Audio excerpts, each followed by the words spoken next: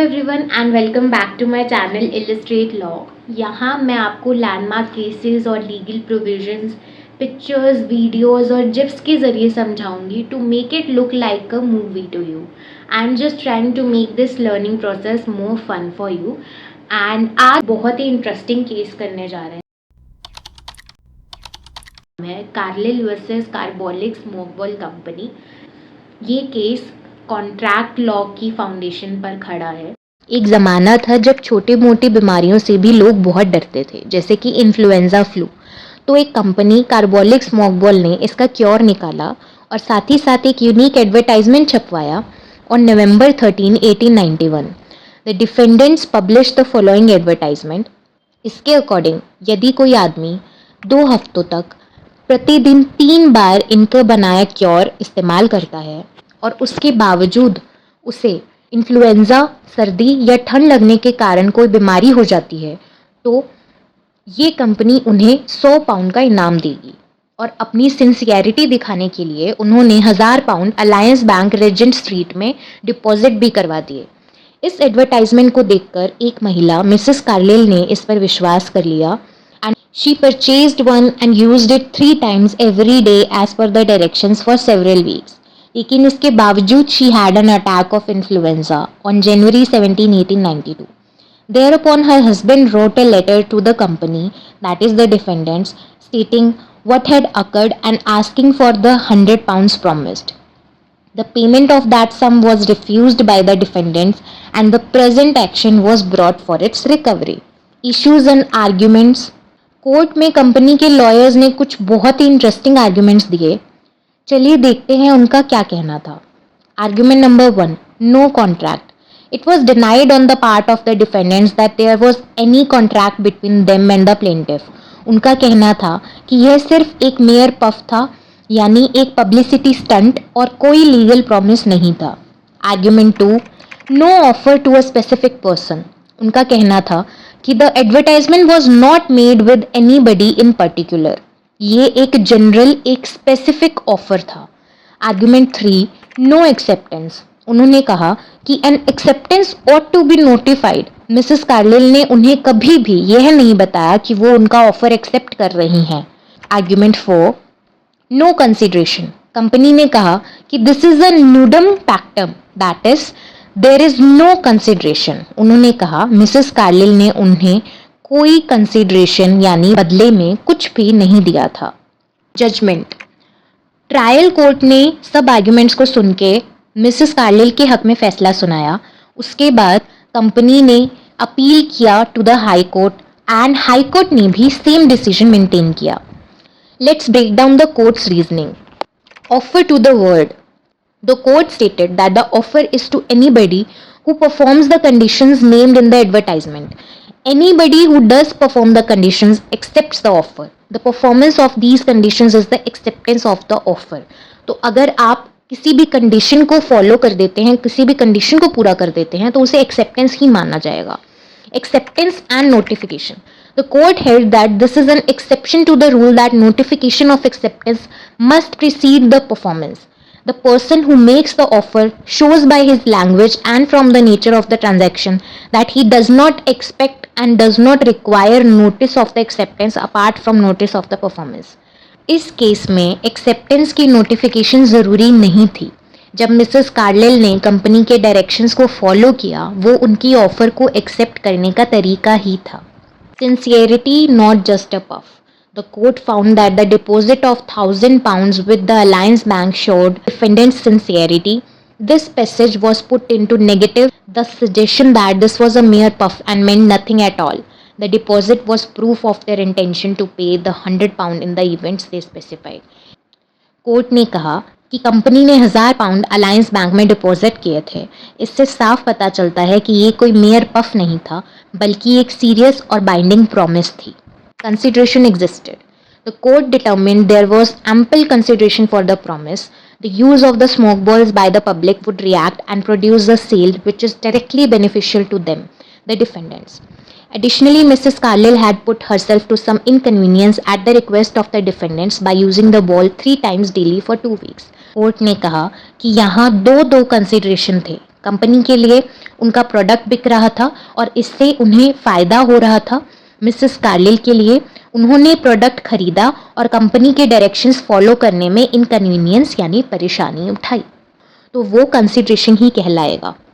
आखिर में कोर्ट ने कहा कि there was a binding contract and the defendants must perform their promise. The appeal was dismissed with cost. Conclusion. To conclude we can say that advertisements can be offers. हर advertisement mere puff नहीं होता. If it is a distinct promise expressed in unmistakable language, it can be a valid offer. Unilateral contracts. In a unilateral contract, the performance of the conditions is the acceptance of the offer. जैसे इस case में हुआ, acceptance बताकर नहीं बल्कि performance से की गई. Sincerity matters. The deposit of money in the bank proved sincerity of the offer and negated the argument that it was a mere puff or a public stunt.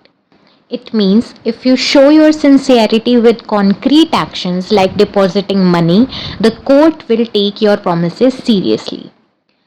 Consideration existed. The benefit to the company, the increased sales, and the detriment to the plaintiff using the product as directed were both valid form of consideration.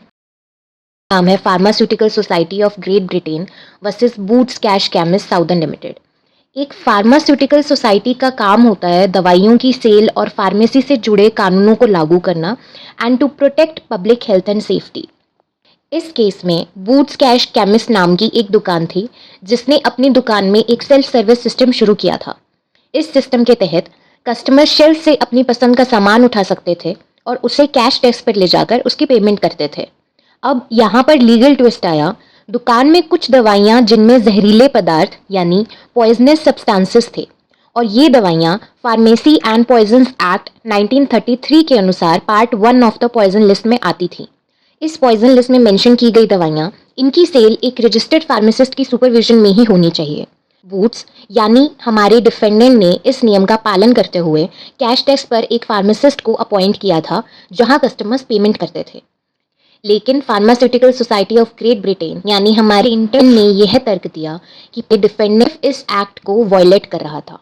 उनका कहना था कि जब customer shelf से item उठाता है तो cell का कॉन्ट्रैक्ट तभी पूरा हो जाता है और उस समय कोई फार्मासिस्ट मौजूद नहीं होता है, इसलिए यह अनलॉफुल है.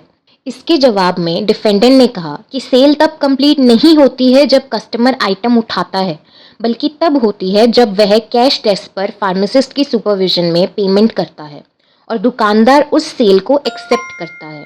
इससे पहले कि हम कोर्ट के फैसले को समझें, आइए कॉन्ट्रैक्ट लॉ के एक फंडामेंटल कॉन्सेप्ट को समझते हैं, ऑफर एंड एक्सेप्टेंस. ऑफर यानी प्रस्ताव. जब एक व्यक्ति दूसरे व्यक्ति से कुछ करने या ना करने की इच्छा इस इरादे से व्यक्त करता है कि दूसरा व्यक्ति भी उससे सहमति ले, उससे परमिशन ले, तो उसे ऑफर कहते हैं. सिंपल भाषा में कि हम किसी को कुछ ऑफर करें. एक्सेप्टेंस, जब वह व्यक्ति जिसे ऑफर दिया गया है उस ऑफर पर अपनी सहमति व्यक्त करता है तो उसे एक्सेप्टेंस कहते हैं. और जब एक वैलिड ऑफर को एक्सेप्ट कर लिया जाता है तो एक लीगली बाइंडिंग कॉन्ट्रैक्ट बनता है. एक नॉर्मल शॉप में जब आप किसी दुकानदार से कहते हैं मुझे यह किताब चाहिए, तो आप एक ऑफर टू बाय कर रहे हैं. दुकानदार का उस ऑफर को एक्सेप्ट करना, जैसे कि आपको किताब देना और पेमेंट लेना, उसका एक्सेप्टेंस होता है. इस एक्सेप्टेंस के बाद ही कॉन्ट्रैक्ट पूरा होता है. इस केस में जो मेन इशू था वो ये था कि क्या दुकान में सामान की प्रदर्शनी यानी डिस्प्ले ऑफ गुड्स एक ऑफर टू सेल था या एक सिर्फ इनविटेशन टू ऑफर था. यह समझना बहुत ज़रूरी है कि इनविटेशन टू ऑफर सिर्फ एक तरह का इनविटेशन यानी निमंत्रण होता है कि आप आएं, ऑफर करें. यह खुद में कोई ऑफर नहीं होता है. फार्मास्यूटिकल सोसाइटी प्लेंटिफ का तर्क था कि डिस्प्ले ऑफ गुड्स एक ऑफर था और ग्राहक यानी कस्टमर का शेल्फ से सामान उठाना ही उस ऑफर की एक्सेप्टेंस थी, जिससे कॉन्ट्रैक्ट बन गया. डिफेंडेंट ने यह कहा कि डिस्प्ले ऑफ गुड्स सिर्फ एक इनविटेशन टू ऑफर है, जब कस्टमर आइटम लेकर कैश डेस्क पर आएगा तब ऑफर टू बाय होगा और दुकानदार का पेमेंट लेना उसका एक्सेप्टेंस होगा। तो यहाँ कोई वॉयलेशन नहीं हुआ है। सामान जो है वो एक फार्मास्यूटिकल सोसाइटी के नियम के अनुसार एक रजिस्टर्ड फार्मासिस्ट की सुपरविजन में ही खरीदा जाता है। Court's observation and judgment. Court ने बहुत ही लॉजिकल रीजनिंग दी। उन्होंने कहा कि अगर फार्मास्यूटिकल सोसाइटी की बात मान ली जाए तो इसके गंभीर परिणाम हो सकते हैं। First, customer could not put the goods back, यानी एक ग्राहक सामान वापस नहीं रख सकता क्योंकि कॉन्ट्रैक्ट बन चुका होगा। अगर कॉन्ट्रैक्ट तब पूरा हो जाता तो कस्टमर शेल्फ से आइटम उठाता तो वह अपना मन नहीं बदल सकता। दुकानदार यह कह सकता है कि कॉन्ट्रैक्ट तो बन चुका है और अब आपको यह आइटम खरीदना ही पड़ेगा। Second, the shopkeeper could not refuse, यानी दुकानदार मना नहीं कर सकता क्योंकि कॉन्ट्रैक्ट बन चुका होगा। अगर कॉन्ट्रैक्ट उसी समय बन जाता तो दुकानदार के पास यह अधिकार नहीं बचता कि वह किसी भी कारण से किसी कस्टमर को आइटम बेचने से मना कर सके। कोर्ट ने यह माना कि डिस्प्ले ऑफ गुड्स, चाहे वह शेल्फ पर हो या शॉप विंडो में, एक ऑफर नहीं बल्कि एक इन्विटेशन टू ऑफर है जो कस्टमर को यह ऑफर करने के लिए आमंत्रित करता है कि वो आइटम को खरीद ले। जजमेंट। ट्रायल कोर्ट ने इस केस का फैसला बूट्स कैश केमिस्ट यानी डिफेंडेंट के हक में दिया और हाई कोर्ट ने भी सेम फैसला मेंटेन किया। हाई कोर्ट में इस मामले की सुनवाई honourable chief justice Lord Goddard ने की। कोर्ट ने बूट्स कैश केमिस्ट के पक्ष में फैसला सुनाया। उन्होंने कहा कि सेल्फ सर्विस शॉप में सामान डिस्प्ले करना इन्विटेशन टू ऑफर है। कस्टमर जब सामान को कैश डेस्क पर लाता है तो वह ऑफर टू बाय होगा। दुकानदार जब पेमेंट एक्सेप्ट करता है उसे एक्सेप्टेंस कहा जाएगा। और क्योंकि पूरी प्रक्रिया एक रजिस्टर्ड फार्मासिस्ट की सुपरविजन में हुई जिसने ये ऑफर एक्सेप्ट किया, इसलिए फार्मेसी एंड पॉइजन्स एक्ट 1933 का उल्लंघन यानी वायलेशन नहीं हुआ। इस प्रकार कॉन्ट्रैक्ट ऑफ सेल का फॉर्मेशन कैश डेस्क पर हुआ, न कि शेल्फ से सामान उठाने पर। To conclude, we can say that this case established a very important principle in law in a retail setting, that is, displaying goods is not an offer but an invitation to offer. यानी सामान का display करना एक offer नहीं होता बल्कि एक invitation to offer होता है और यह नियम आज भी पूरी दुनिया में लागू होता है। तो अगली बार आप किसी सेल्फ सर्विस स्टोर में शॉपिंग करने जाएं तो याद रखें कि आप जब तक कैश डेस्क पर पेमेंट नहीं करते तब तक आप लीगली बाउंड नहीं हैं। आप जब चाहें अपना मन बदल सकते हैं और आइटम को वापस शेल्फ पर रख सकते हैं। Belfour versus Belfour. This case explained the very important principle of contract law, which is intention to create legal relations. तो हम इस केस में भी इसके facts, issues, observations और decisions step by step सीखेंगे. This case is about an agreement between a husband and wife. The big question is, are all agreements between a husband and wife legally enforceable? क्या पति पत्नी के बीच हुए सारे वादे कानूनी तौर पर इन्फोर्सिएबल यानी लागू करने योग्य होते हैं? आज हम इसी सवाल का जवाब ढूंढेंगे। The story is about Mr and Mrs Balfour. Mr Balfour यानी defendant worked for the government in Ceylon, now Sri Lanka, as a director of irrigation. 1915 में वे दोनों इंग्लैंड घूमने गए। छुट्टियां खत्म होने पर मिस्टर बेल्फोर यानी कि डिफेंडेंट को वापस जाना था, लेकिन मिसेस बेल्फोर प्लेंटिफ को बीमारी के कारण इंग्लैंड में ही रुकना पड़ा। मिस्टर बेल्फोर यानी डिफेंडेंट ने उनसे वादा किया कि वह उन्हें हर महीने 30 पाउंड का अलाउंस भेजते रहेंगे। मिसेस बेल्फोर ने भी वादा किया कि वह इस पैसे से अपना सारा खर्चा उठा लेंगी। कुछ समय बाद दोनों के बीच रिश्ते खराब हो गए and mister Balfour stopped sending the money. Mrs Balfour sued him claiming they had a legal contract. Mrs Balfour ने कोर्ट में जाकर इस वादे को एक कानूनी कॉन्ट्रैक्ट मानकर पति से पैसे की मांग की। इस केस में कोर्ट के सामने दो बड़े सवाल थे। Was the agreement between mister and Mrs Balfour a legal contract? क्या मिस्टर और मिसेस बेल्फोर के बीच हुआ समझौता एक कानूनी कॉन्ट्रैक्ट था? Do domestic agreements between a husband and wife create a legal relationship? क्या पति पत्नी के बीच होने वाले घरेलू समझौते कानूनी रूप से लागू किए जा सकते हैं? वाइफ यानी प्लेंटिफ ने ये आर्ग्यूमेंट्स कोर्ट में दी। She claimed there was a binding legal contract between them. She argued that the husband promised to give her monthly allowance of 30 pounds and in return she had promised to support herself with that money, which she considered a valid consideration. Husband यानी defendant ने कुछ ये arguments पेश की. Mr. Balfour stated there was no legal contract. He argued that it was just a common domestic agreement based on mutual trust and affection. He claimed there was no legal intention to create a contract. It was a mere promise, one that was honor bound and not legal. For any agreement to be enforceable in law, two essentials must always be present. Consideration यानी दोनों पार्टियों के बीच एक value का लेन देन, और intention to create legal relations यानी पार्टीज का इरादा होना चाहिए कि वे वादा कोर्ट में भी लागू हो सके. In this case, while Mrs. Balfour argued there was consideration, the real question was whether there was an intention to make it legally binding. आसान शब्दों में असली मुद्दा यही था कि क्या ये वादा कानूनी कॉन्ट्रैक्ट बनाने के इरादे से किया गया था या सिर्फ घरेलू भरोसे पर. And this is exactly what the courts went on to decide. The trial court judge ruled in favor of Mrs. Balfour. He believed there was a definite bargain between the couple. जज का मानना था कि mister और Mrs Balfour के बीच एक definite bargain हुआ था. जज ने पाया कि यह समझौता तब हुआ था जब पति वापस श्रीलंका गए थे और इसे कम से कम 2 बार दोहराया भी गया था.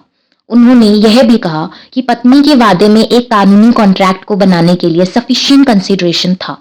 Then Mr. Balfour यानी defendant appealed the decision and the case went to the High Court, जहां Honorable Justice Warrington ने ये कहा that this was not a definite agreement at all. It was a common domestic arrangement made between a husband and wife living in friendly intercourse.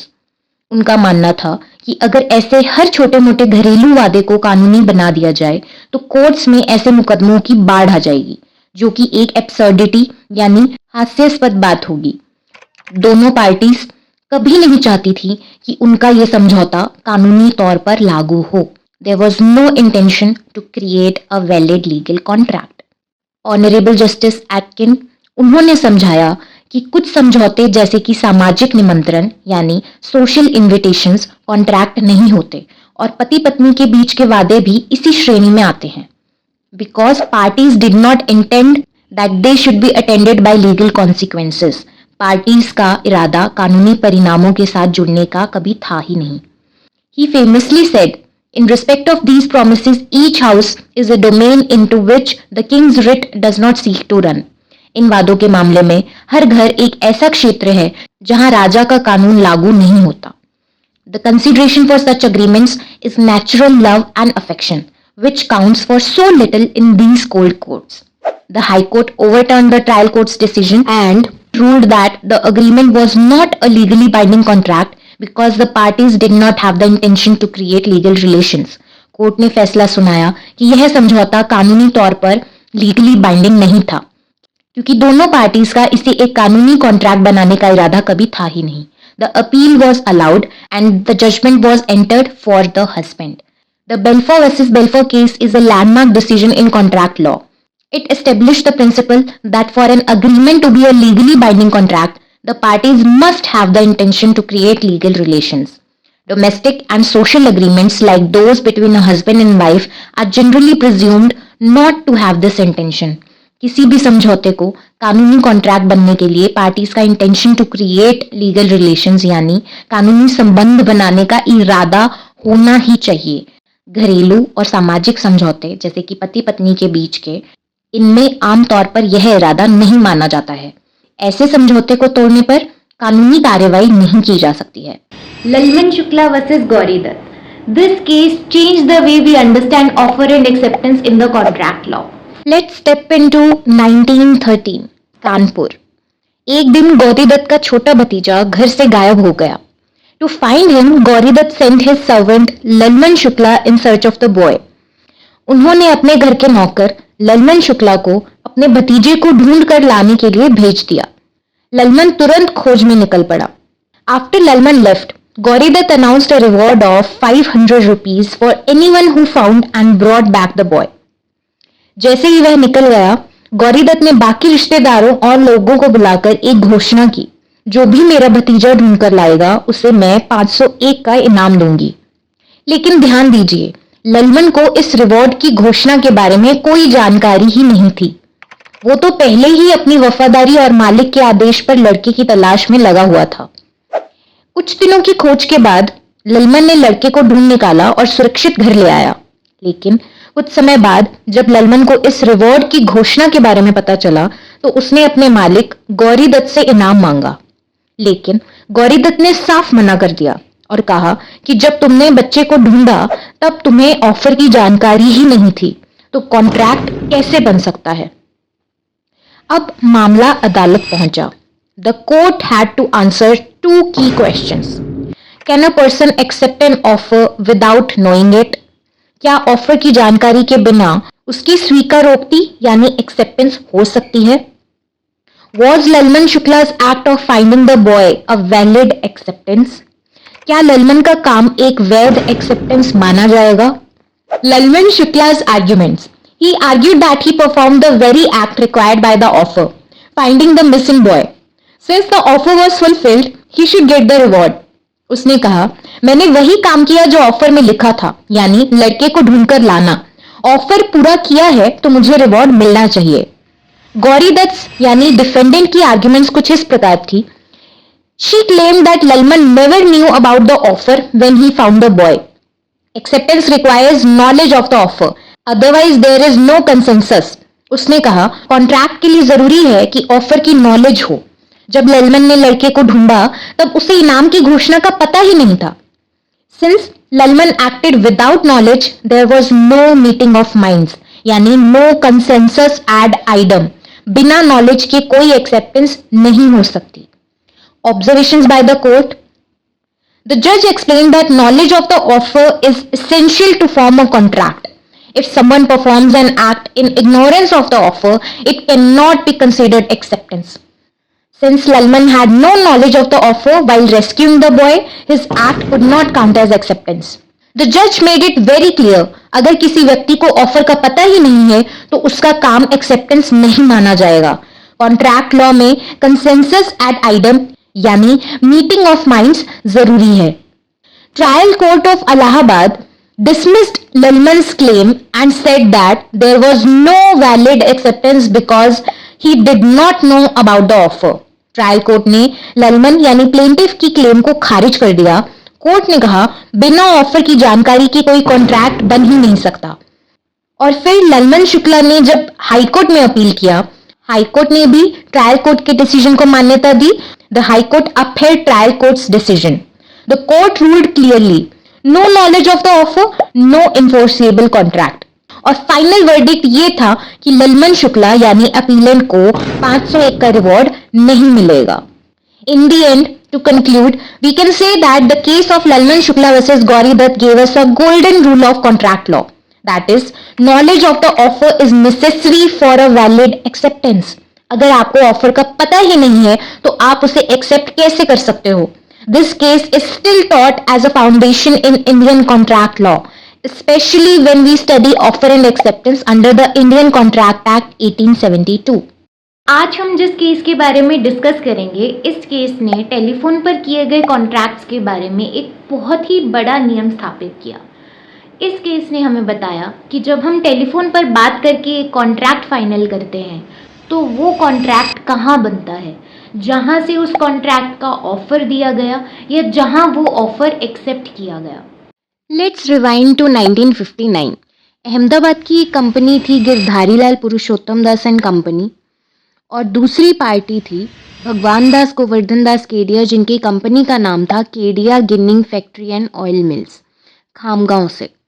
अब हुआ क्या, प्लेंटिफ्स यानी गिरधारी लाल ने defendants Kedia पे 31,150 यानी 31,150 का केस फाइल किया। उनका कहना था कि डिफेंडेंट्स ने कॉटन सीड केक सप्लाई करने का कॉन्ट्रैक्ट किया था लेकिन बाद में फुलफिल नहीं किया। ये कॉन्ट्रैक्ट एक टेलीफोन कॉल के थ्रू डिसाइड हुआ था। प्लेंटिफ्स का कहना था क्योंकि ऑफर की एक्सेप्टेंस हमने यही सुनी और पेमेंट भी अहमदाबाद के बैंक से होना था, इसीलिए कॉन्ट्रैक्ट अहमदाबाद में हुआ।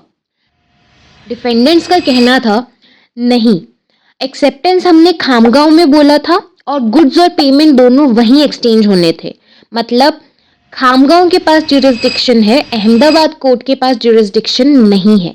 So the main question was contract exactly कहाँ बनता है जब टेलीफोन पे ऑफर और एक्सेप्टेंस होता है। The legal issues.